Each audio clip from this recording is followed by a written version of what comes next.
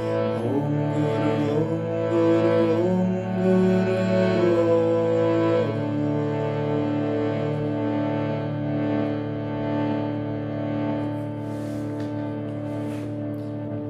हम इस भजन को एक छोटे से ध्यान में लेके जाएंगे। सुनो सुनो सुनो मेरा हृदय गीत, मैं तुझे कभी भूलूं ना, मैं तुझे कभी छोड़ूं ना।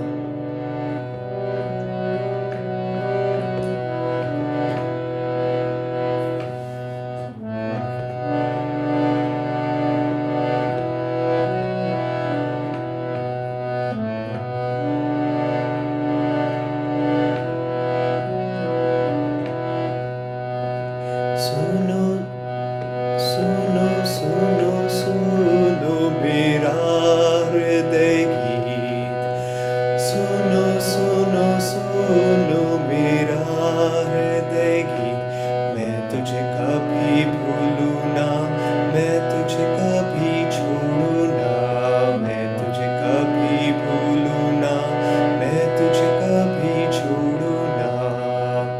सुनो सुनो सुनो मेरा हृदय गीत, सुनो सुनो सुनो मेरा हृदय गीत, मैं तुझे कभी भूलूं ना, मैं तुझे कभी छोड़ूं ना, मैं तुझे कभी भूलूं ना, मैं तुझे कभी छोड़ूं ना। सुनो सुनो सुनो मेरा हृदय गीत, सुनो सुनो सुनो मेरा हृदय गीत, मैं तुझे कभी भूलूं ना, मैं तुझे कभी छोड़ूं ना, मैं तुझे कभी भूलूं ना, मैं तुझे कभी छोड़ूं ना। सुनो सुनो मेरा हृदय गीत, सुनो सुनो सुनो मेरा हृदय गीत, मैं तुझे कभी भूलूं ना, मैं तुझे कभी छोड़ूं ना, मैं तुझे कभी भूलूं ना, मैं तुझे कभी छोड़ूं ना। सुनो सुनो सुनो मेरा हृदय गीत, सुनो सुनो सुनो मेरा हृदय गीत, मैं तुझे कभी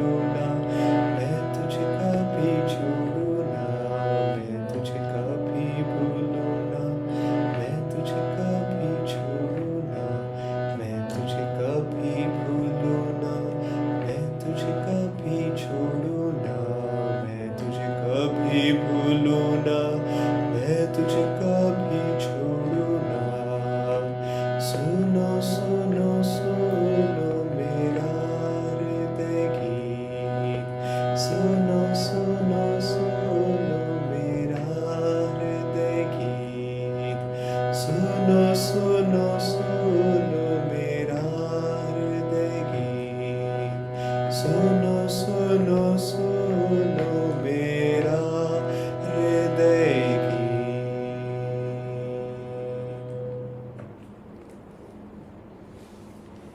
ध्यान के लिए अपने आसन को जांच लें। सीधे बैठे रहें, मेरुदंड सीधा, कंधे रिलैक्स्ड पीछे की ओर, उन्हें जरा सा लेके जा सकते हैं ताकि छाती और हृदय खुला रहे। आपकी हथेलियां आपके जांग और शरीर के ऊपरी भाग के संधि स्थल पर, हथेलियां जो है वो खुली हुई ऊपर की ओर, आंखें बंद, बंद आंखों के पीछे नजरें उठी हुई, कुटहस की ओर देखते हुए, और वहां पे पूरे हृदय के साथ गुरु को कहते हुए, मैं तुझे कभी ना भूलूंगा, मैं तुझे कभी ना छोड़ूंगा। और गुरु भी हमें उत्तर दे रहे हैं कि मैं तुझे कभी भूलू ना, मैं तुझे कभी छोड़ू ना। कि ये जो गुरु शिष्य का संबंध है वो अटूट है और सदा बना रहेगा। आइए करीब 5 से 10 मिनट के लिए हम ध्यान करेंगे।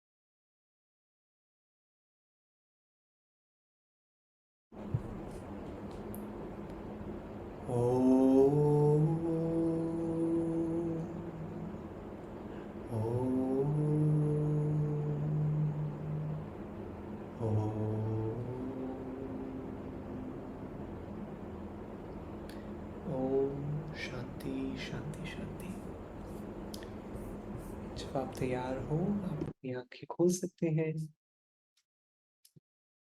और ऑफ़ कोर्स हम एक प्रॉपर मेडिटेशन भी करेंगे इस सत्संग के बाद में। जब योगानंदा जी की वो फ़ोटोज़ की जो वीडियो क्लिप चल रही थी, उसमें ऑफ़ कोर्स हम योगानंदा जी की फ़ोटोज़ को देख रहे थे, उनकी आँखें दिख रही थी, उनके वीडियोज़ भी थे, जिसमें हम उनकी आवाज़ सुन पा रहे थे। और ऑफ कोर्स बैकग्राउंड में स्वामी क्रियानंदा जी का म्यूज़िक भी चल रहा था। और मैं मन में सोच रहा था इसके ऊपर मैं और क्या जोड़ सकता हूँ, मैं क्या बोल सकता हूँ? कुछ बोलने के लिए बचा ही नहीं है, क्यों ना हम बैठ के बाकी समय ध्यान ही कर लेते हैं। लेकिन फिर मैंने सोचा ओके, मुझे ज़्यादा मौका नहीं मिलता है सबसे मिलने का, सबसे शेयर करने का। और दूसरी बात ये भी है कि नेक्स्ट टाइम फिर आलोक मुझे इनवाइट नहीं करेंगे, क्योंकि वो बोलेंगे कि आपको बोला था शेयर करने के लिए, सत्संग देने के लिए, इसीलिए नहीं बुलाया था ताकि आप बोलो ध्यान करने। वो तो मैं भी बोल सकता हूँ। सो एनीवेज़, लेकिन बहुत इंटरेस्टिंग है कि सिर्फ़ गुरु की तस्वीर, गुरु की आँखें, गुरु की आवाज़ और या गुरु के शिष्य के संगीत को सुनना, जैसे स्वामी जी के संगीत को सुनना जो गुरु से अनुकूलित हो, कैसे वो अपने आप में हमारी चेतना को बढ़ा सकता है, उठा सकता है। आई एम श्योर हम सब ने बहुत बिज़ी दिन थे आज, और कभी कुछ चिंता रही होगी, कभी कुछ रहा होगा, और लेकिन सब साथ में आए, गुरु को साथ में देखा, उनको ट्यून इन किया, और अचानक से वो दिन की थकान, चिंताएँ जो भी है, अगर पूरी तरह से गायब नहीं हुई तो कम से कम काफ़ी हद तक गायब होती हुई लग रही है। ऑलमोस्ट लग रही है कि दरवाज़े से बाहर निकल रही है सारी चिंताएँ, सारी दुविधाएँ। और एक प्रकार से देखें तो वही गुरु पूर्णिमा है कि उनका प्रकाश, वो पूनम का प्रकाश आ रहा है, गिर रहा है। उनकी रोशनी हमारे ऊपर आ रही है और गिर रही है। स्वामी जी कहते हैं कि स्वामी क्रियानंदा जी, जब भी मैं स्वामी जी कहूँगा, मैं स्वामी क्रियानंदा जी की बात कर रहा हूँ, और अगर मैं गुरु जी कह रहा हूँ तो मोस्टली मैं योगानंदा जी के बारे में रेफ़र कर रहा हूँ। तो जब स्वामी जी योगानंदा जी के साथ थे उनके आश्रम में, और जब योगानंदा जी अपने शिष्यों से बात कर रहे होते थे, चाहे पब्लिक सेटिंग में हो या चाहे छोटे ग्रुप में हो, तो स्वामी जी का अक्सर मन करता था कि इधर इतनी गहरी महान चेतना मैं अनुभव कर रहा हूँ, क्यों ना मैं बस शांत होके बैठ के ध्यान क्यों ना कर लूँ। लेकिन स्वामी जी कहते थे कि अक्सर मैं कर नहीं पाता था, बिकॉज़ योगानंदा जी अक्सर जब बात करते थे तो वो मेरी ओर देख रहे होते थे, और जब वो मेरी ओर देख रहे होते थे, मैं अपनी आँखें कैसे बंद कर सकता हूँ जब वो मुझे देख के बात कर रहे हैं। क्योंकि योगानंदा जी ने ट्रेन किया था स्वामी जी को उनके कार्य को आगे बढ़ाने में। लेकिन स्वामी जी कहते थे फिर भी जब भी ऐसा अवसर होता जहाँ मैं इन्वॉल्व नहीं होता, और ऐसा नहीं है कि जब एक महान गुरु की उपस्थिति में शिष्य बैठते हैं तो सिर्फ ज्ञान ही मिलता है कि अब ये करना चाहिए, ये नहीं करना चाहिए। कभी-कभार नॉर्मल बातें भी होती है कि वो खाने में क्या बना है, या और इस कहानी में स्वामी जी कह रहे थे कि योगानंदा जी कुछ शिष्यों को इंस्ट्रक्शंस दे रहे थे कि इधर गड्ढे हुए हुए हैं, गड्ढों को भरना है, ये मेंटेनेंस करना है। वो जो हाँ, महान अवतार को भी जब इस पृथ्वी में जन्म लेते हैं तो उन्हें वो चीज़ें भी देखनी पड़ती है, और ये हकीकत में देखा जाए तो एक गुरु की तपस्या है। उनका आनंद भी है, प्रेम भी है अपने शिष्य के लिए, लेकिन वो अपने शिष्य के लिए आते हैं बार-बार मुक्त होने के बावजूद। तो एनीवेज़ ये जो कहानी हो रही है यहाँ पे, स्वामी जी पीछे बैठे हैं क्योंकि वो इन्वॉल्व नहीं थे इस प्रोजेक्ट में, तो योगानंदा जी बाकी शिष्यों से बात कर रहे थे। और क्या बात चल रही थी? कोई बड़ी बात नहीं, बस नॉर्मल सी बात चल रही थी कि ये गड्ढे भरने हैं, ये करना है, वो करना है। और स्वामी जी ने कहा वो पीछे बैठ के आँखें बंद करके जैसे ही ध्यान करने लगे, उनकी चेतना एकदम उठने लगी। उन्हें लगा कि आनंद की लहरें उनके ऊपर बरस रही है, इतना गहरा आनंद वो महसूस कर रहे थे। और ये है एक गुरु की चेतना। और गुरु पूर्णिमा में हकीकत में देखा जाए तो पूरे जीवन में एक शिष्य का उद्देश्य यही है कि ये जो आनंद की लहरें आ रही हैं, जो चेतना आ रही है गुरु के माध्यम से हम तक, हम बस अपनी चेतना को खोलना चाहते हैं ताकि उनकी चेतना आके प्रवेश कर सके और हमारे जीवन का उत्तरदायित्व ले सके। और एक बार स्वामी जी ने किसी को वो कुछ लोगों से मिल रहे थे और एक व्यक्ति वो नास्तिक था, ईश्वर में विश्वास नहीं करता था। तो स्वामी जी ने कहा शायद मैं सोचा कि शायद मैं अगर इसे चमत्कारों के बारे में बताऊँ, तो ये ईश्वर में विश्वास करना शुरू कर देगा। तो स्वामी जी ने कुछ चमत्कारों के बारे में बताया, लेकिन जिस व्यक्ति से वो बात कर रहे थे, वो आई थिंक साइकोलॉजिस्ट या साइकियाट्रिस्ट था। मुझे एग्ज़ैक्टली याद नहीं है और क्या था, लेकिन दोनों में से एक ही था, साइकोलॉजिस्ट था मोस्ट लाइकली। तो ये व्यक्ति जो नास्तिक था, वो मन में सोच रहा है स्वामी जी को देख के कि ये पेशेंट को मैं अगले हफ्ते मिल सकता हूँ क्योंकि मतलब इसकी इसकी बुद्धि खास चलने चली गई है बेसिकली। कि स्वामी जी को वो एक पेशेंट के रूप में देख रहा था जिसका दिमाग अपनी जगह पे नहीं है। लेकिन फिर भी एनीवेज़ ये जब जो बात हुई थी यहाँ पे गुरुजी नहीं थे, ये बहुत दूर बात हो रही थी। और फिर जब स्वामी जी गुरुजी से मिले, जो अक्सर जब गुरुजी गेस्ट को होस्ट करते थे, तो स्वामी जी खाना परोसते थे और खाना परोसने के बाद में सब खाना होने के बाद में जब सब लोग चले जाते थे, तो योगानंदा जी अक्सर इंस्ट्रक्शंस देते थे स्वामी जी को या कोई बात हो रही होती थी। तो बात चल रही थी और योगानंद जी बोले, "ओह! बाय द वे जब अगली बार जब तुम नास्तिक लोगों के साथ में रहो, तो चमत्कारों के बारे में बात मत करो।"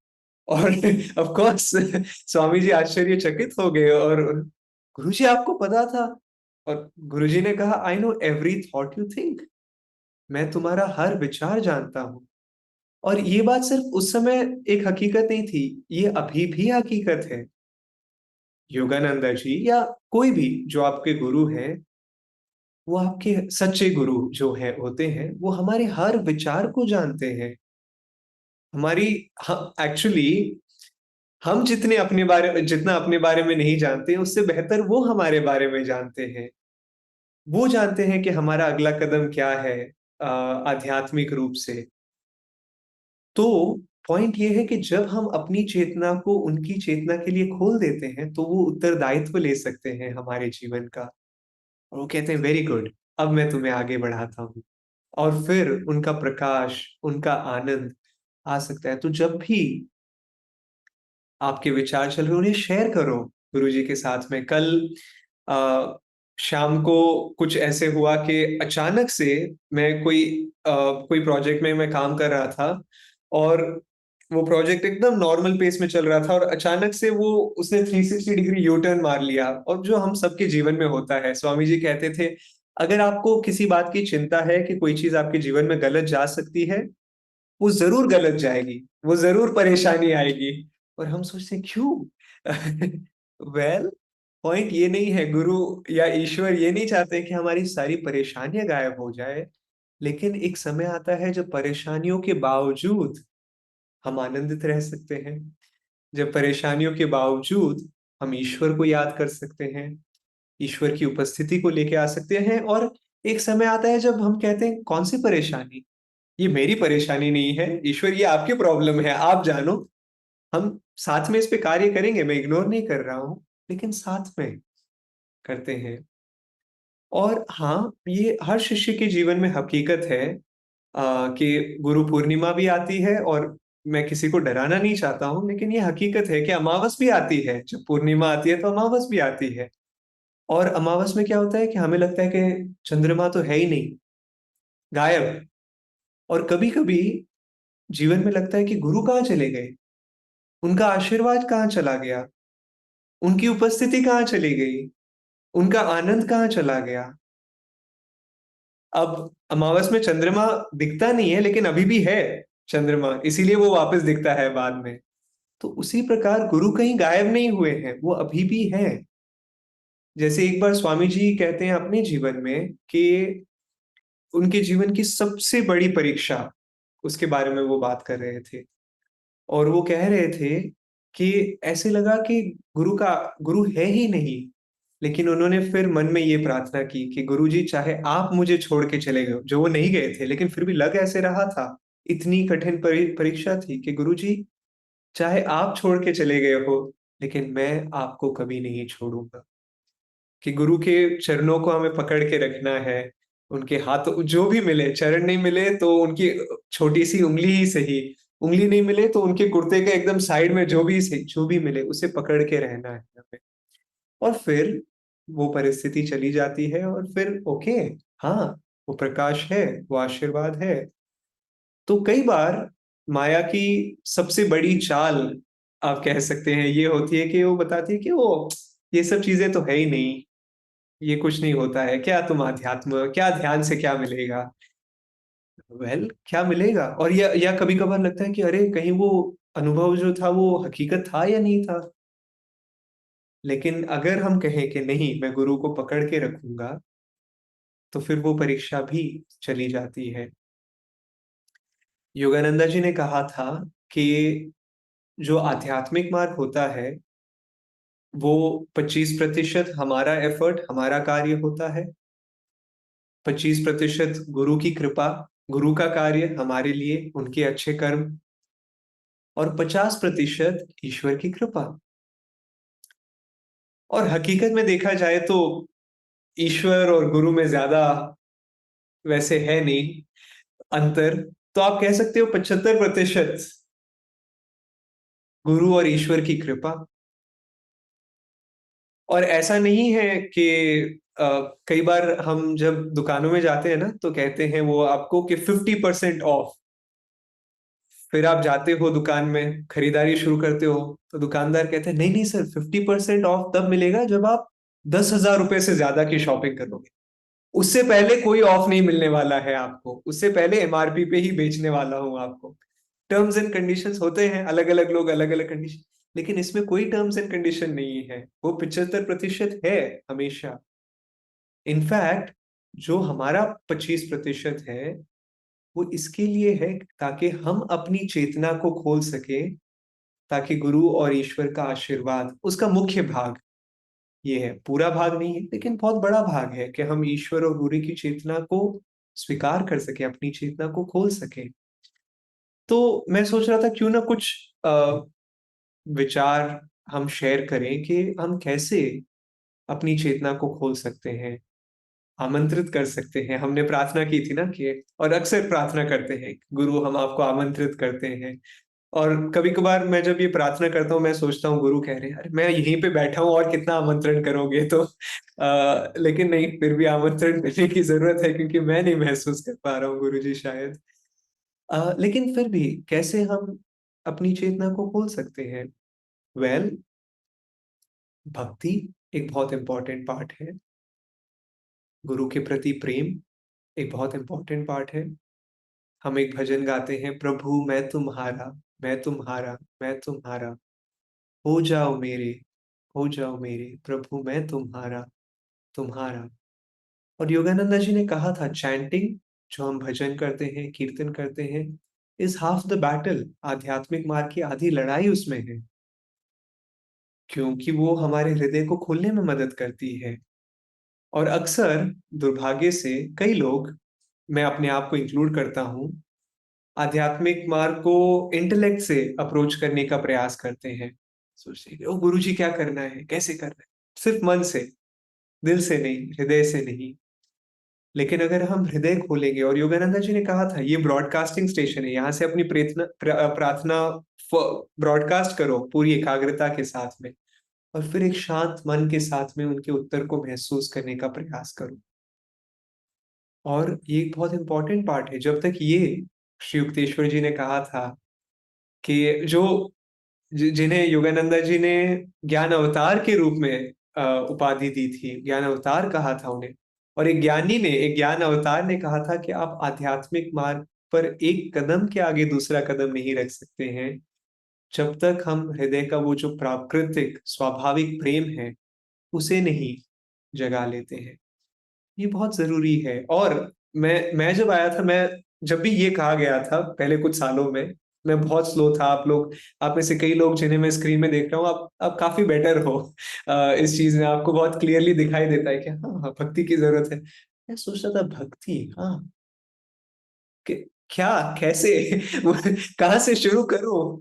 लेकिन फिर एक दिन एक आचार्य ने कहा था कि अगर आपको कुछ भी नहीं महसूस हो रहा है, तो आप भक्ति के लिए प्रार्थना भी कर सकते हैं। कि गुरुजी मुझे भक्ति महसूस नहीं हो रही है, मुझे प्रेम महसूस नहीं हो रहा है, आप मुझे प्लीज, आप मेरे हृदय को खोलो अंदर से, क्योंकि आप हो ऑलरेडी, आप मेरी मदद करो हृदय को खोलने में। मैंने बोला ये ठीक है, ये मैं कर सकता हूँ क्योंकि और कुछ मुझे समझ में नहीं आ रहा। फिर हाँ, धीरे धीरे हृदय खुलता है और खुलता है और खुलता है। अम, और क्या कर सकते हैं हम अपने हृदय को खोलने के लिए? उन लोगों के साथ में अपना समय बिताएं जो जिनका खुद का विचार ईश्वर के प्रति है, जिनके खुद के हृदय में भक्ति है। जब हम स्वामी क्रियानंदा जी के संगीत को सुनते हैं, उनकी आवाज में उस उनकी चेतना में उस उनकी चेतना जो छुपी हुई है उस उन शब्दों के पीछे, या गुरु जी के शब्दों के पीछे जब हम सुनते हैं, या गुरु भाइयों के पीछे जब हम उनके साथ भजन करते हैं, जो चेतना है वो भी हमारे हृदय को खोलने में मदद करती है।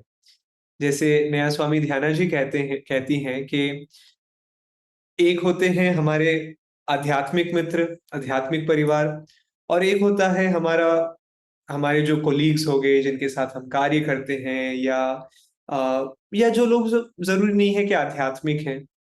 अगर और मान लीजिए कि आपका दिन बहुत कठिन दिन गया है, जो समस्याएं आनी थी आ गई, और ऑफ कोर्स कभी मन करता है मित्र से बात करते हैं, तो आप कॉल करते हो। अगर आप ऐसे मित्र को कॉल करोगे जो शायद ध्यान नहीं करता है, ईश्वर में विश्वास नहीं करता है, या एनीवेज उसका अगर उस दिशा में झुकाव नहीं है, तो आप बोलोगे अरे मेरी ये परेशानी है, तो वो अपनी 100 और परेशानी आपको सुनाने लग जाएगा, और आप 1 घंटे के बाद में बोलोगे क्या हुआ उस कॉल के बाद में बारे में। लेकिन वहीं पे जब हम किसी गुरु भाई से बात करते हैं, या आध्यात्मिक व्यक्ति से बात करते हैं, या आंतरिक रूप से गुरु को भी आमंत्रित करते हैं, खासकर अगर हम एक गुरु भाई को कॉल करते हैं और हम बोलते हैं ओ परेशान, ये परेशानी है, जैसे हकीकत में ये मेरे साथ हुआ था। मैं बहुत भारी मूड में था, ये 8-9 साल पहले की बात है। मैं अपनी ऑफिस से निकल रहा था, जब मैं एज अ सीए प्रैक्टिस करता था। तो मैंने तुरंत अपने गुरु भाई को कॉल किया, हमारे गुरु भाई को, मेरे मित्र को कॉल किया, मैंने बोला मैं तुम्हारे घर आ रहा हूँ। बोला ठीक है। मैं उनके घर गया, उनके कमरे में एंटर किया, उनके माता-पिता मुझे अच्छे से जानते हैं। बोला ओह! वेरी गुड, आओ, आओ, बैठो। मैं बोला हाँ, हाँ, मैं अपने मित्र से मिलने आया हूँ। तो मैं उसके कमरे में गया। जैसे ही मैं उसके कमरे में गया, वो कमरे को छोड़ के निकल गया, दूसरे कमरे में चला गया। ये क्या था? मैं दूसरे कमरे में गया, वो दूसरे कमरे को भी छोड़ के वापस निकल के पहले कमरे में चला गया। मैंने उसको क्लियरली बोला था कि मैं तुझसे मिलने आ रहा हूँ, वो मुझसे मिल क्यों नहीं रहा है?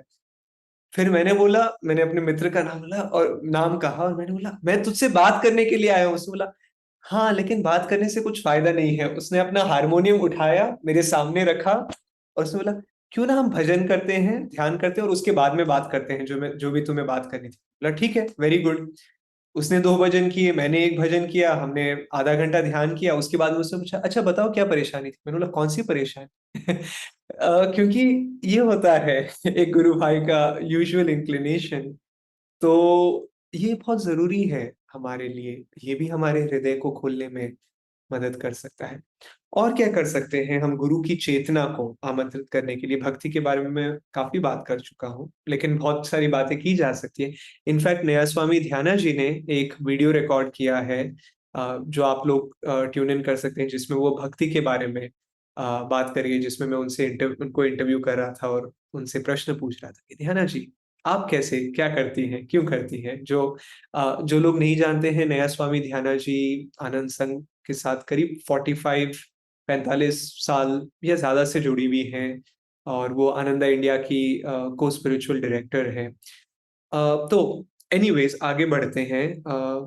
क्या सोच रहा था मैं आगे? ओह हाँ, इच्छा शक्ति। क्योंकि कई बार ये एक गलत विचार आ सकता है कि ओह! 75% तो है, पास मार्क्स तो ऐसे ही मिल जाएँगे, तो मुझे कुछ करने की ज़रूरत नहीं है। बस थोड़ा हे गुरुजी, हाय गुरुजी कर लिया, जब भी परेशानी आई सब हो गया। लेकिन ऐसे नहीं होता है। मुझे पता है किसी किसी को भी ये भ्रम नहीं है स्क्रीन पर, लेकिन अगर बाय चांस ये भ्रम आ भी जाए तो नहीं, हमें भी अपनी इच्छा शक्ति डालनी पड़ेगी।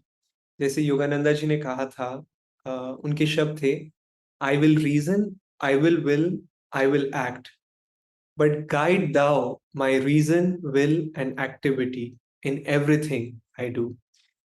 कि मैं हाँ अपने तर्क का प्रयोग करूंगा, हाँ मैं अपनी इच्छा शक्ति का प्रयोग करूंगा, हाँ मैं कार्य भी करूंगा, लेकिन मैं जो भी कार्य कर रहा हूँ, जो भी इच्छा शक्ति का प्रयोग कर रहा हूँ, जो भी विचार आ रहे हैं, उन्हें आप गाइड कीजिए, उनका मार्गदर्शन कीजिए, मेरे विचारों का, मेरे कार्य का। और फिर जब हम उन्हें इनवाइट करेंगे, तब वो आएंगे। ये एक पार्टनरशिप है। ऐसा नहीं है कि 100% वो करेंगे या 100% हम करेंगे। एक जब जब कोई पार्टनरशिप का बिजनेस करता है तो ऐसा नहीं है कि सिर्फ एक पार्टनर काम कर रहा है और दूसरा नहीं। अगर ऐसा है कि सिर्फ एक कर रहा है और दूसरा नहीं, तो मैं ऑलमोस्ट गारंटी के साथ कह रहा हूं कि उसका ज्यादा बड़ा फ्यूचर है नहीं। इन जनरल अगर दो लोग साथ में किसी चीज को कर रहे हैं, तो वैसे ही ये हमारी पार्टनरशिप है गुरु के साथ में, ईश्वर के साथ में। वो कह रहे हैं कि वेरी गुड, तुम भी अपनी इच्छा शक्ति का प्रयोग करो, और फिर मैं अपनी शक्ति को तुम्हारी शक्ति के साथ जोड़ सकता हूँ। और कितना टाइम बचा है? मैं इस कहानी के साथ में बहुत सारी कहानी है, लेकिन मैं आलोक और रमेश को चाहूंगा कि वो भी शेयर करें और अपने कुछ प्रेरणा शेयर करें जो मैं सुनना चाहूंगा।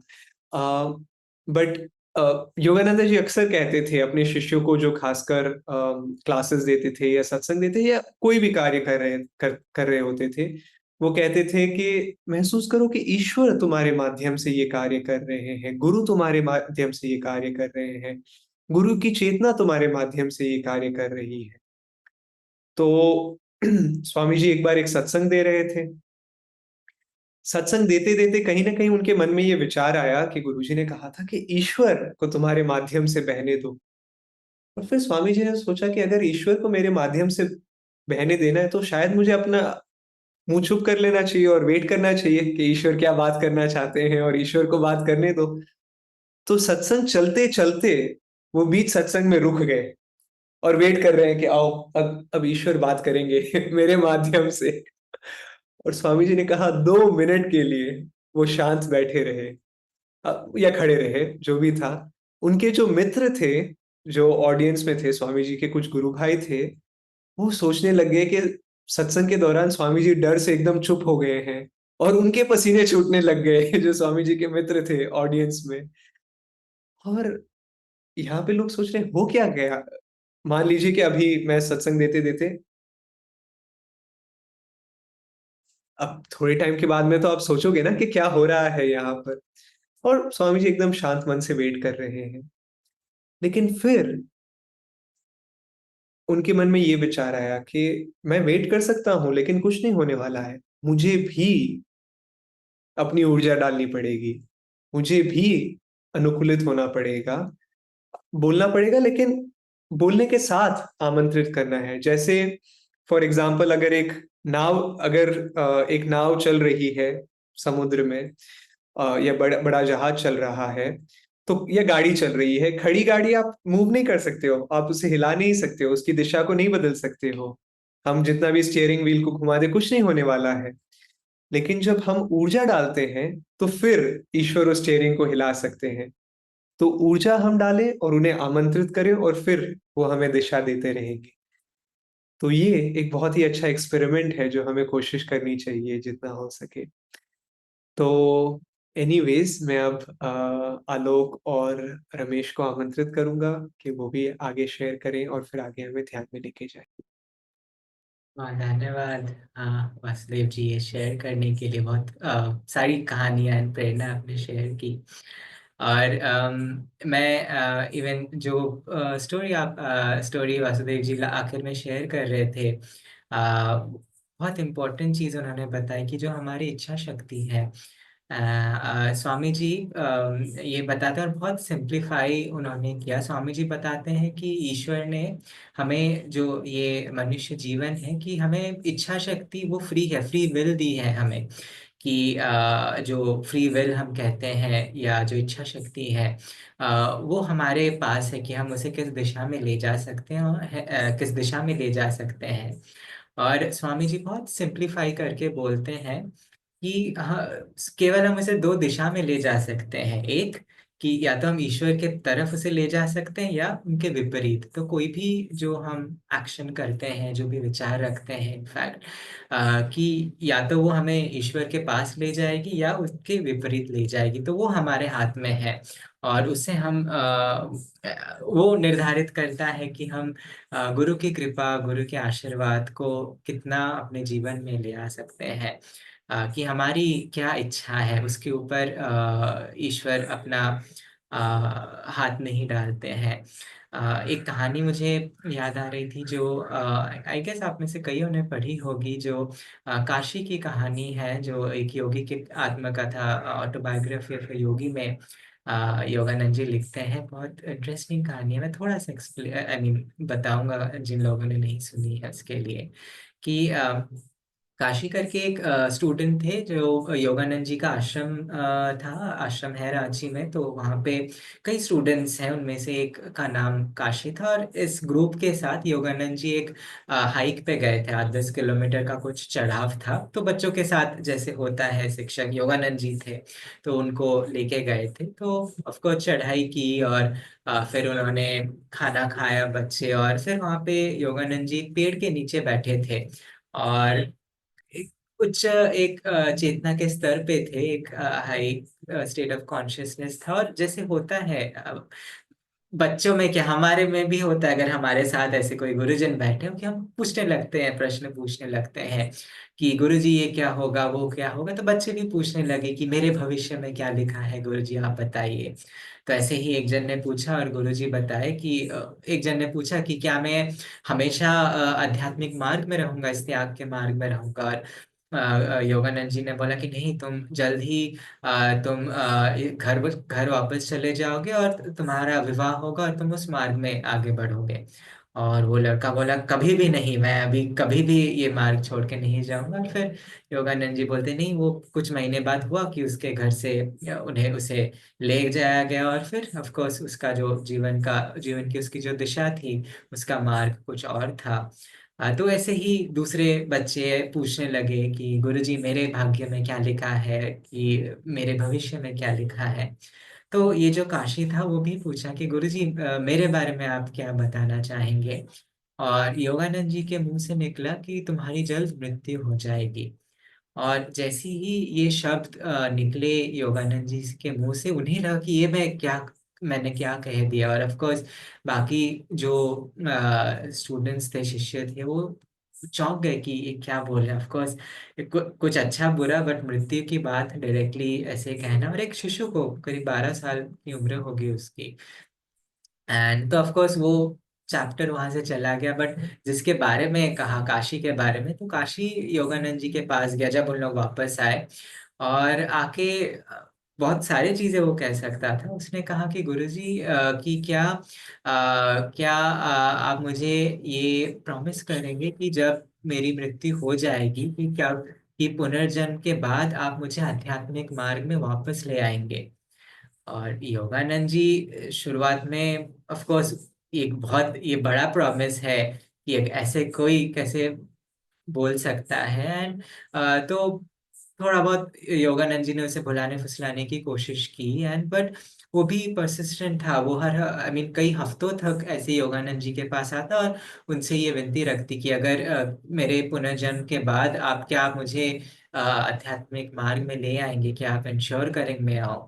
और फिर योगानंद जी ने उन्हें उसे बताया कि ठीक है, अगर ईश्वर की कृपा रही, मेरे परमपिता की कृपा रही, तो उनके आशीर्वाद से मैं तुम्हें वापस ले आऊंगा। आई मीन क्या प्रॉमिस है एक गुरु का अपने शिष्य के प्रति। एंड ऑफ कोर्स ये कहानी आगे जाती है कि कैसे फिर उसकी मृत्यु हो जाती है, मैं डिटेल में नहीं जाऊंगा।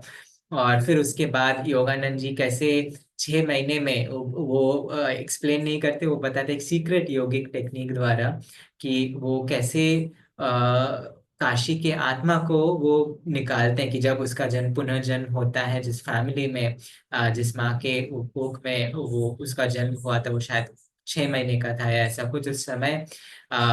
योगानंद जी उसे ढूंढ के निकालते हैं, ऑफ कोर्स उसे फिर वो मदद करते हैं आध्यात्मिक मार्ग में आगे ले आने के लिए। वो बताते हैं कि जब काशी ने मुझे लिखा और मैंने उसे हिमालय के किसी संत के तरफ को भेज दिया ताकि उसकी वहाँ पे उसका शिक्षण हो।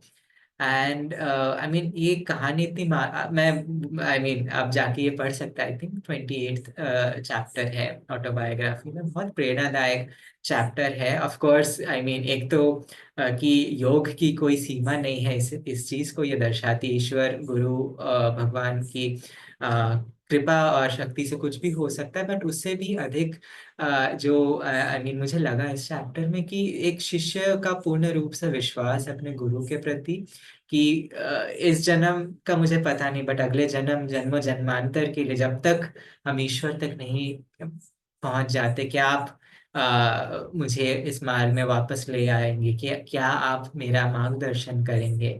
और ये एक प्रॉमिस होता है गुरु का कि जब हम शिष्यत्व लेते हैं, दीक्षा लेते हैं, कि गुरु अपने शिष्य के जीवन का उत्तरदायित्व लेता है। ये एक बहुत बड़ी चीज है। कहा जाता है तीनों लोकों में सबसे बड़ा आशीर्वाद एक गुरु का आशीर्वाद होता है। एंड कि जब काशी काफी सारी चीजें मांग सकता था, उसने वो सारी चीजें नहीं मांगी कि जो भी मेरे भाग्य में है, बट कि इतना कि हमारे भाग्य में चाहे कुछ भी हो जाए, कि मैं आध्यात्मिक मार्ग में रहूं, कि मैं मेरे गुरु के निर्देशन में रहूं। एक शिष्य के लिए उससे बड़ी और कौन सी चीज हो सकती है। जैसे वासुदेव जी शेयर कर रहे थे योगानंद जी की उस प्रार्थना को कि मैं तर्क करूंगा, मैं इच्छा रखूंगा, मैं कार्य करूंगा, बट मेरे इस इच्छा को, मेरे इस तर्क को, मेरे इस कार्य को आप सही दिशा में निर्देशित करो। कि ऑफ कोर्स कि हम लोग ये सारे चीज करेंगे। और काशी के इस कहानी को कैसे हम अपने जीवन में ले आ सकते हैं। ऑफ कोर्स मृत्यु एक एक्सट्रीम, वो एक कहानी स्पेसिफिक हो गई, बट हर दिन क्या हम अपने जीवन में गुरु को ले आ रहे हैं, ले आ पा रहे हैं, क्या हम हर एक कार्य में गुरु को ले आ पा रहे हैं, कि वो हमें हमारा जो 25% है वो कैसे होगा, वो तभी हो पाएगा जब हम गुरु को अपने जीवन में ले आ सके, जब हम अपनी इच्छा शक्ति के इस्तेमाल से, कि नहीं गुरु आप आइए, आप मुझे बताइए उस भक्ति के साथ, उस इच्छा शक्ति के साथ, कि आप मेरा मार्गदर्शन करें। मैं गलत कर सकता हूँ, मैं इंसान हूँ, मेरा अहंकार है, मैं अभी तक परफेक्ट नहीं हूँ, बट अगर मैं गलती भी करूँ फिर भी आप मुझे वापस ले आओ, अगर मैं कहीं और भी चले जाऊँ आप मुझे वापस ले आओ। और ये हमें गुरु से पूछना मांगना है कि आप हमारे हर एक कदम हमें, हमारी आप मार्गदर्शन करो। जब हम ये प्रार्थना हमारे अंदर से रखते हैं, ऑफ कोर्स गुरु के पास कोई ऑप्शन नहीं है। जैसे उन्होंने काशी के इस प्रार्थना को भी स्वीकार कर दिया। आसान नहीं है कि एक एक इंडिविजुअल, योगानंद जी लिखते हैं कि इतने करोड़ों लाखों करोड़ों आत्माओं के बीच में उस प्रकाश उसको ढूंढ के निकालना और उसे उस तक पहुंचना, ये आम बात नहीं है। ये एक आई मीन एक मिरेकल है। एंड बट गुरु अपने शिष्यों को जो वचन देते हैं वो तो है ही। और ऑफ कोर्स उन्होंने कहा है कि वो हमें जो वो इवन अपने कविता में लिखते हैं, राइट, बोटमैन में, कि I will come a million times if needed even with bleeding feet, कि मैं कहीं लाखों अरबों बार मैं वापस आऊंगा, अगर एक भी गुरु भाई बचा है जो चाह रहा है मार्गदर्शन के लिए, मैं उसे मदद करूंगा। कि एक ऐसे गुरु का होना स्पेशली हमारे जीवन में, कि योगानंद जी कई जन्मों से वो मुक्त थे, उन्हें जरूरत नहीं था वापस जन्म लेने की, वो एक अवतार थे, अवतार हैं वो। एंड बट क्यों वो वापस आए, हमारे लिए, कि ताकि वो आके हमें मार्गदर्शन दे सके, ताकि वो आके हमारे जीवन में हमें आध्यात्म के प्रति और आगे बढ़ा सके और अल्टीमेटली हमें मुक्त कर सके। यही एक जो डिजायरलेस डिजायर जिसे कहा जाता है गुरु की। तो ये है आई मीन ये हमारे सामने है, ये गुरुएं हमारे सामने है, ये योगानंद जी की चेतना है, ये योगानंद जी का प्रेम है हमारे लिए। एंड तो बस अगर हम डिलिजेंटली अपना 25% करते रहेंगे तो ऑफ कोर्स बाकी का तो गुरु की जो कृपा है, ईश्वर की कृपा है, वो हमेशा हमारे साथ रहेगी। हाँ, चलिए इसके साथ मैं रमेश जी को रिक्वेस्ट करूंगा शेयर करने के लिए।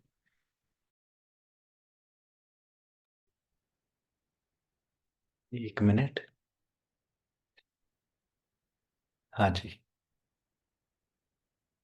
धन्यवाद आलोक जी, धन्यवाद वासुदेवा जी, और धन्यवाद मित्रों आप सभी की ऊर्जा और आशीर्वाद साझा करने के लिए आज के इस पवित्र अवसर पर। एक प्रश्न सभी के लिए, क्योंकि हम गुरु जी की बातें कर रहे हैं, योगानंद जी की बातें कर रहे हैं। हाउ फील्स एवरीबॉडी, सब लोग कैसा महसूस कर रहे हैं? हाउ इज एवरीबॉडी, सब लोग कैसे है? और गुरु जी का हमेशा उत्तर रहता था उसमें, अवेक एंड रेडी, जागरूक और तैयार। तो सब लोग जागरूक और तैयार है कि नहीं है अभी तक? जी। जी। तो ये क्यों करना है अवेक एंड रेडी? वही जो बातें आलोक जी वासुदेवा जी कह रहे हैं सभी को, कि खोलना अपना 25% डालना, उसके लिए पहले हमें जागना पड़ता है कि अच्छा गुरु जी बुला रहे हैं, हम सुने कि वो क्या बता रहे हैं। और योगानंद जी को, एक शिष्य को वो कह रहे थे कि ऐसे करना चाहिए, वो समझा रहे थे उनको कुछ, जैसे शिष्य को समझाना पड़ता है गुरु जी को, तो शिष्य को समझा रहे थे, शिष्य ने कहा ठीक है मैं समझ गया गुरु जी। योगानंद जी ने कहा नहीं तुम नहीं समझे, अगर तुम समझते मैं क्या कह रहा हूं तो तुम करते जो मैं कह रहा हूँ ना। अंडरस्टैंडिंग ओवररेटेड है। सोचना मन में कि मैं समझ गया काफी नहीं है, करना पड़ता है हमें जो गुरु जी ने कहा है। और वहां पे ही तो परेशानी आती है ना, कि मैं, वासुदेवा जी कहते हैं भक्ति तो ठीक है लेकिन करूँ कैसे मैं ये? तो प्रैक्टिकल स्तर पे, व्यक्तिगत स्तर पे हम क्या करें, कैसे करें? तो वहां पे फिर वो भी दिया है हमें गुरु जी ने, अगर हम सुनेंगे तो। योगानंद जी, श्री युक्तेश्वर जी, हमारे सारे गुरु परंपरा के गुरुओं को प्रैक्टिकल व्यक्ति बहुत पसंद आते थे, कि जो गुरु जी के बातों को लेके उनके अपने जीवन में लाते थे। और ऐसा नहीं कि जैसे कहा है वैसे लाते थे, वो अडेप्ट करते थे अपने जीवन के अनुसार। कि गुरु जी ने ये नहीं कहा है कि आपको अकाउंटिंग कैसे करना है, लेकिन अगर आप शिक्षाओं का पालन करेंगे तो आपके अकाउंटिंग में भी वो दिव्य प्रेरणा आ जाएगी, हर कार्य में आ जाएगी। तो आलोक जी ने, वासुदेव जी ने कई बातें बताई है, उसमें ज़्यादा ऐड करने की ज़रूरत है नहीं, लेकिन हाँ मैं कुछ बातें बताऊंगा। ये योगानंद जी के जीवन, शरीर छोड़ने के कुछ दिन पहले की बात है, और योगानंद जी और स्वामी जी का वार्तालाप हो रहा था। तो स्वामी जी कहते हैं, ये नया पथ पुस्तक से है, कि कई बार पिछले 3.5 सालों में स्वामी जी ने अपने योगानंद जी के जीवन के अंतिम 3.5 साल स्वामी क्रियानंद जी ने उनके साथ बिताए थे। तो स्वामी जी को उन 3 3.5 सालों में योगानंद जी ने बहुत बार डांटा था। और अच्छी बात है डांटना ना, हम डांटे किसे पड़ती है, जिसको डांट के लिए तैयार होते हैं, जो आ, ये बहुत बड़ा चीज़ है जो हमें ध्यान रखना चाहिए आध्यात्मिक पथ में, कि कभी ये ना सोचे कि हम सब कुछ जानते हैं।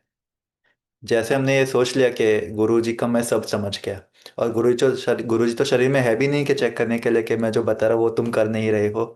तो बहुत आसान है ये सोच लेना कि मैं सब कुछ जानता हूँ, मुझे और कुछ नहीं चाहिए। तो स्वामी जी को ऐसे ही योगानंद जी शरीर में थे तभी डांटते थे। अधिकतर समय स्वामी जी कहते हैं कि मैं धीमा था, योगानंद जी की बातों को समझने में थोड़ा धीमा था, मैं स्लो था।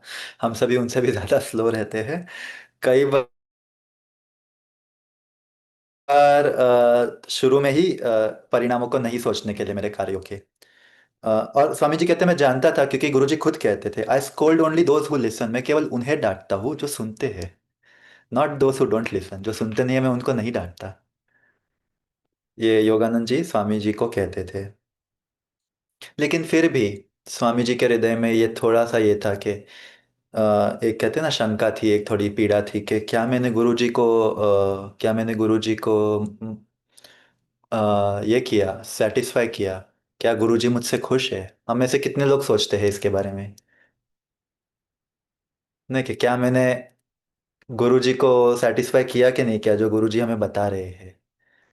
क्या मैंने पात्रता लाई कि नहीं लाई मुझ में? गुरु जी तो गुरु जी है, लेकिन क्या हम अच्छे शिष्य बने कि नहीं बने? तो स्वामी जी के हृदय में भी ऐसे था, और स्वामी जी बहुत अच्छे शिष्य थे, ऐसा नहीं कि नहीं थे, लेकिन उनके भी हृदय में थोड़ा तो ये था। जितना भी मैंने सोचने का प्रयास किया, दिमाग के स्तर पर रैशनलाइज करने का प्रयास किया, स्वामी जी कह रहे थे ये भावना गई नहीं हृदय से। कुछ महीनों तक भूख थी मेरे हृदय में गुरु जी के द्वारा कुछ प्रोत्साहन की, कि मैंने ठीक किया सब कुछ। तो यही योगानंद जी के अंतिम के कुछ दिन थे ये, शरीर छोड़ने के पहले के। तो अकेले थे स्वामी जी के साथ। तो योगानंद जी जैसे हर विचार जानते, हमारे स्वामी जी के हर विचार को जानते, तो उन्होंने स्वामी जी की आंखों में गहराई से देखा, गहरे प्रेम से देखा, समझ के साथ देखा, सहानुभूति के साथ, और कहा कि you have pleased me very much. तुमने मुझे बहुत प्रसन्न किया है। मैं तुम्हें यह जताना चाहता हूँ। योगानंद जी ने स्वामी क्रियानंद जी को कहा कि तुमने मुझे बहुत प्रसन्न किया है, ये मैं तुम्हें बताना चाहता हूँ। स्वामी जी ने कहा उस दिन कितना बड़ा भार हट गया उनके हृदय से, उन कुछ सरल शब्दों के द्वारा।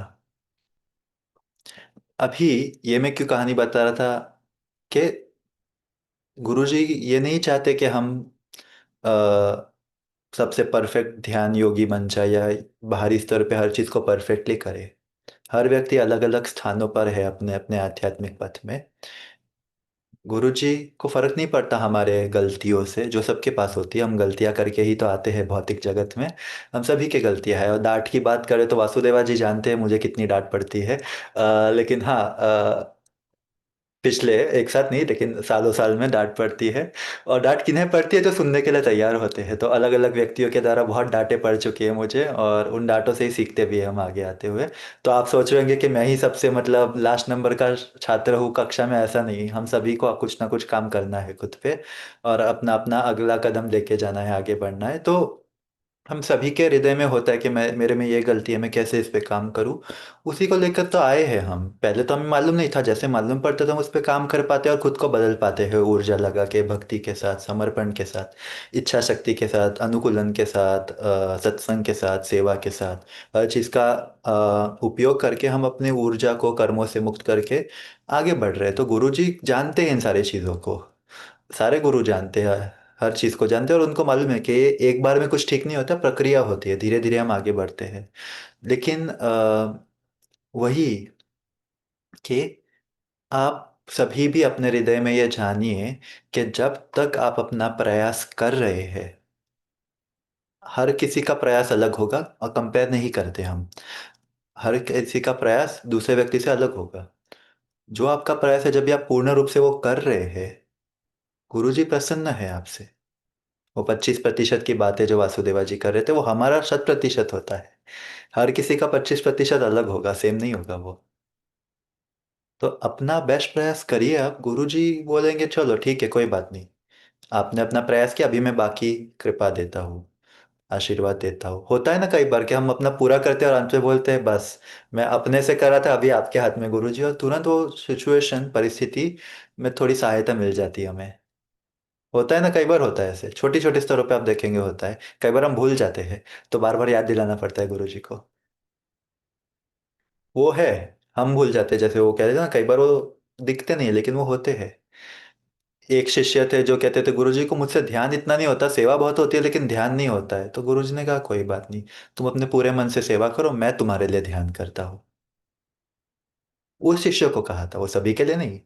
वो शिष्य पूरा मेहनत कर रहा था या कर रही थी सेवा में, समर्पण में।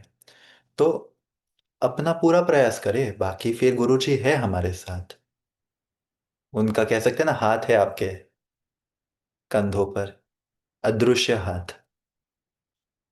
भले हमें दिखाई ना दे, वो है ना। स्वामी जी को वो अंदर से था कि गुरु जी ने कुछ कहा नहीं है, गुरु जी को मालूम था कि स्वामी जी के अंदर वो था, और उन्होंने फिर जताया भी उनको कि मैं तुम्हें ये बताना चाहता हूँ। ठीक है, तो ये कुछ छोटी सी चीज मैं बताना चाहता था, ज्यादा कुछ नहीं, लेकिन ये कि अपना पूरा प्रयास करिए। प्रयास करना बहुत इंपॉर्टेंट है, वो महत्वपूर्ण है। जैसे वो शिष्य की तरह कि अगर तुम समझते मैं क्या कह रहा हूँ, तो तुम करते जो मैं कह रहा हूँ। वो करने के लिए ना, जैसे सुबह उठे, आज थोड़ा लग रहा है कि शरीर ठीक नहीं लग रहा, ध्यान करूँ या ना करूँ, उठिए, करिए, थोड़ा करिए। जो कर सकते हैं वो करिए, लेकिन करिए जरूर। ना, जो करेंगे वो स्वर्ण बन जाएगा हमारे लिए। हमारा छोटा से छोटा प्रयास ईश्वर को जब भी हम समर्पित करते हैं, वो पवित्र बन जाता है ईश्वर की आंखों में। ना, सबसे कह सकते हैं शैतान से शैतान व्यक्ति भी थोड़ा बहुत अच्छा सोच के करेगा या थोड़ा भी कुछ करेगा, ईश्वर उसको देख के बढ़ाते हैं। उसको एक्सपांड करते हैं, उसका विस्तार करते हैं। और एक मैं बात पढ़ के बताना चाहता था, ये योगानंद जी के साथ वार्तालाप से थी, और ये अभी हम ध्यान करेंगे तो उसमें आप प्रैक्टिस कर सकते हैं इस बात का। स्वामी जी, स्वामी जी हमारे तरह ही सारे प्रश्न पूछते थे गुरु जी को। तो ध्यान के जिन परिणामों को मैं, वॉल्टर, चाहता था उन्हें प्राप्त करने में मुझे कठिनाई हो रही थी। कितने लोगों को ये होता है कि जो परिणाम चाहते हैं हम ध्यान में, हमें कठिनाई हो रही है, हो नहीं रहा मुझसे, कि जो लग रहा था ध्यान से होगा वो हो नहीं रहा है। एक शाम गुरुजी को अकेले पाकर मैंने उनसे कहा, गुरुजी मैं निरंतर प्रयत्न कर रहा हूँ परंतु गहराई में नहीं जा पा रहा हूँ। स्वामी जी कह रहे थे, I am trying Guruji very hard. क्या मैं पर्याप्त कठिन प्रयास नहीं कर रहा हूँ? Am I not trying hard enough? क्या मैं पर्याप्त प्रयास नहीं कर रहा हूँ? स्वामी जी हम भी पूछते हैं ना कि क्या मेरा प्रयास कम है, क्या कर दिया हो, क्या और क्या कर सकता हूँ मैं गुरुजी? गुरु जी ने अपना सर हिलाया। हमारे साथ भी कई बार वो हिलाते, हम देख नहीं पाते, लेकिन उन्होंने अपना सिर हिलाया। तुम बहुत अधिक कठिन प्रयत्न कर रहे हो, you are trying too hard. तुम ज्यादा कठिन प्रयास कर रहे हो, यानी तुम्हारा जो प्रयास है उसमें तुम ज्यादा कठिनाई ला रहे हो। तुम बहुत अधिक इच्छा शक्ति का प्रयोग कर रहे हो, वह अशांत हो जाती है। बस स्वाभाविक रहो, बी नेचुरल, आराम से करो। जब तक तुम ध्यान के लिए कठिन प्रयत्न करोगे तुम सफल नहीं होगे। कठिन यानी हार्ड, इंग्लिश में शब्द था। If you are trying too hard तो आप ध्यान नहीं कर पाओगे। मेरे साथ भी ये समस्या थी शुरू में। ठीक वैसे ही जैसे सोने के लिए बहुत अधिक प्रयत्न करने पे तुम सो नहीं पाते हो। होता है ना, हम कई बार बहुत प्रयास करते सोने का, फिर नींद नहीं आती है। इच्छा शक्ति का प्रयोग धीरे धीरे करना चाहिए, अन्यथा यह हानिकारक हो जाती है। इसलिए प्रारंभ में, और ये अभी हम ध्यान में अभ्यास कर सकते हैं, इसलिए प्रारंभ में तनाव रहित होने पर अधिक महत्व देना अच्छा है। रिलैक्स करके, शिथिल होके ध्यान में प्रयास करिए ना। शुरू शुरू में हम उत्साहित होते थे, वो बोलते आज मैं 10 घंटा बैठूंगा, और एकदम खुद को सीधा बैठना, एकदम खुद को तनावित करके सीधा बैठ जाते हैं कि हाँ बस हिलना नहीं है, एक भी मांसपेशी हिलनी नहीं है, हिली मांसपेशी उसको हम हाथ को काट के फेंक देंगे, ऐसी इच्छा होती है हमारी। तो ऐसे तनाव में ध्यान नहीं होता। तो और वो स्वामी जी को योगानंद जी कह रहे थे कि जस्ट बी नेचुरल, आराम से करो, रिलैक्स होके करो। शुरू में इच्छा शक्ति लगाओ लेकिन धीरे धीरे लगाओ। स्वामी जी प्रयास कर रहे थे, गुरु जी कह रहे थे तुम्हारा प्रयास, तुम थोड़ा रिलैक्स हो जाओ प्रयास में। तो हम सभी के लिए भी अपने प्रयासों में हमें रिलैक्स होना है, शिथिल होना है। फिर आप देखेंगे कि ध्यान आराम से लंबा हो जाता है।